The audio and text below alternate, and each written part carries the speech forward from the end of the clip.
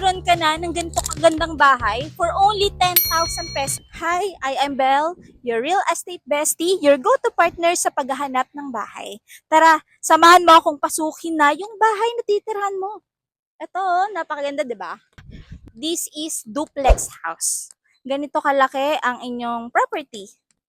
So, from here hanggang dito, 2 meters. Then, dito sa gilid, syempre, since duplex to, hanggang dito ang property mo. Ayan. Napakalaki, di ba? Pwede kang maglagay ng garage dito, or you can have your, kung mahilig ka sa, sa mga plants, pwede rin kayo mag-extend para mas malaki yung property nyo. O, tara, pasukin naman natin yung loob ng bahay. Ayan. So, by the way, besties, kapag na-turn over sa inyong bahay, bear type unit siya. And, ayan. Ang kasama na dito, syempre, naka-finish na yung walls ninyo. Painted na siya. And, ito yung pintuan ninyo. Ayan. Diba? Napakaganda. Ang lawak niya, in fairness. Tapos, dito sa likod, that you can convert as your kitchen area. Naka-tiles na po to, by the way, ha. Tapos may built-in na din siya na cabinet. So, kung ano yung nakikita nyo dito sa loob, yan ang mismo ibibigay sa inyo. Tapos, syempre, upon turnover, pagkalipat ninyo, meron na yung mga naka-install na mga wirings. So, wala na kayong iisipin pa. By the way, ha, yung secret pala na, our bonus na sinasabi ko sa inyo, you can avail this house for only 10,000 pesos. So, once na gusto niyo mag-reserve, actually, wala nga siyang reservation. So, ang kailangan mo lang ilabas talaga ay 10,000. That's for your installation ng PBBO. Ayan. So, tara tingnan naman natin tong CR. Ito pala, may CR din pala siya dito sa baba. Ang maganda dito, naka-tiles na siya, ha? Ang bongga. Bongga niya. Tapos, insulation lang nandito. Pero, so, it's up to you kung lalagyan mo siya ng ceiling. Ayan. So, dito, ang stairs natin, yung 2 stairs natin or 2 steps ay naka-cement. Then, itong the rest, na siya? Bakal siya. So, matibay naman to. So, it's up to you kung gusto mong ipabago, gusto mo gawing wood, or gusto mo ding gawing cement. So, bahala ka na. So, this is your second room.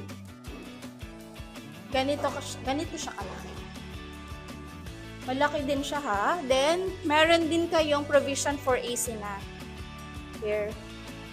Naka-provision na siya for AC. Ayan. At meron tayo, syempre, na naka-sliding window na to. Hindi lang to jealousy. Bongga, di ba? Para sa ventilation ng inyong property. May ganito na din siya.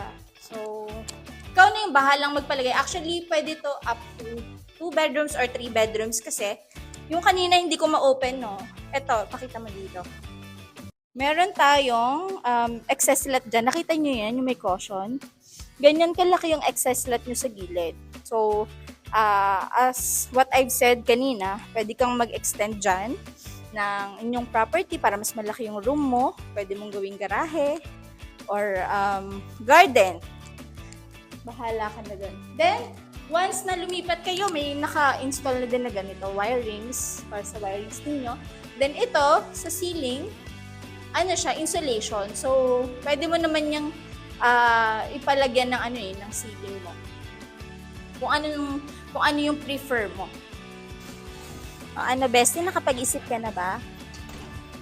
Kung ikaw, matagal ka nang nagre-rent, try to consider this house sa Bella House kasi napaka-affordable lang. Imagine, saan ka naman makaka-avail ng bahay na ang kailangan mo lang ilabas ay para sa installation lang ng tubig at saka kuryente.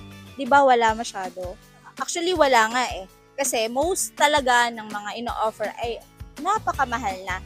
So, i-grab nyo na tong opportunity. And if interested ka, message nyo na kami dito sa mga numbers na to. And if you like this video, please follow us on our social media and comment down below kung meron pa kayong mga house tour na gusto ninyo na makita. Again, I am Belle, your real estate bestie. Always remember, A beautiful life starts with a beautiful home. See you on our next tour. Contact us now for tripping. Thank you for watching. Like and follow for more house tours. See you on our next one. Ciao!